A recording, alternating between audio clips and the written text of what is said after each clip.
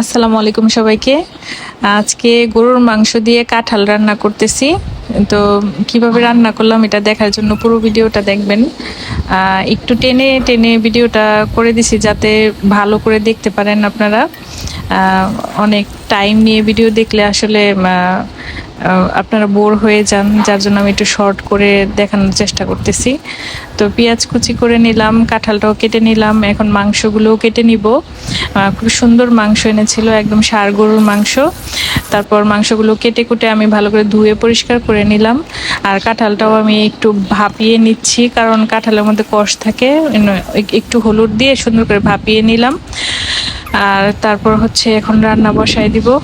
তো প্রথমেই পেঁয়াজ দিচ্ছি, পেঁয়াজটা একটু বাদামি হয়ে গেলে তারপর আমি সব একটু একটু করে সব ধরনের মশলা দিয়ে দিব। যেহেতু 1.5 কেজি গরুর মাংস ছিল, এখানে আমি পরিমাণ মতো দিয়ে দিচ্ছি। প্রথমে এলাচ দারচিনি লং দিলাম, তারপরে যে কাঁচামরিচ আদা রসুন দিয়ে দিচ্ছি।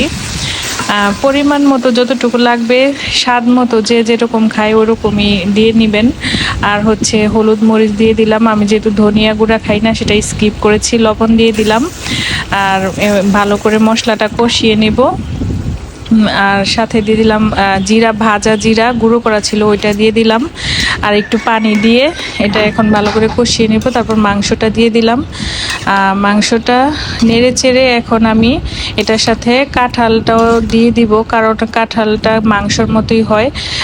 কাঁঠাল যদি আগে না দেওয়া হয় তাহলে শক্ত রয়ে যাবে, মাংসের মতো নরম হবে না। যার জন্য আমি মাংসের সাথে একসাথেই কাঁঠালটা দিয়ে দিছি, যাতে সুন্দর করে নরম হয়ে যায় আর ভালো করে কষানো হয়। তো এখন এটা ভালো করে কষানোর জন্য ঢেকে দিলাম। কিছুক্ষণ কষানোর পরে ঝোলটা যখন অনেক কমে গেছে তখন আমি এটা ভালো করে নেড়ে চেড়ে একটু পানি দিয়ে দিব। তারপর সেদ্ধ হওয়ার পরে নামিয়ে ফেলবো। এই তো আমার রান্না। তো যদি ভালো লাগে প্লিজ আমার ভিডিওটা শেয়ার করবেন, এটা আপনাদের কাছে আমার রিকোয়েস্ট। তো সুন্দর মতো হয়ে গেছে, প্রায় হয়ে গেছে।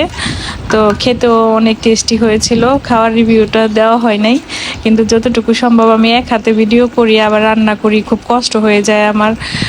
তারপরও আমি আপনাদের জন্য ভিডিও করি। আর ভিডিও করা আমার শখের জন্য আমি ভিডিও করি। আমি সুন্দর সুন্দর রান্নার ঘোরাফেরার সব কিছুর ভিডিও দিয়ে থাকি। এটা আমার শখের কারণে আসলে আমি করি, আমার ভালো লাগে সবার সাথে শেয়ার করতে। আর এই যে কি সুন্দর রান্না হয়ে গেল, মাংসটাও সুন্দর সিদ্ধ হয়েছিল, কাঁঠালটাও খুব সুন্দর সিদ্ধ হয়েছিল, অনেক মজা হয়েছিল আলহামদুলিল্লাহ। প্লিজ আমার ভিডিওটা টেনে টেনে দেখবেন না, ফুল ভিডিওটা দেখেন প্লিজ, আর লাইক কমেন্ট শেয়ার করেন।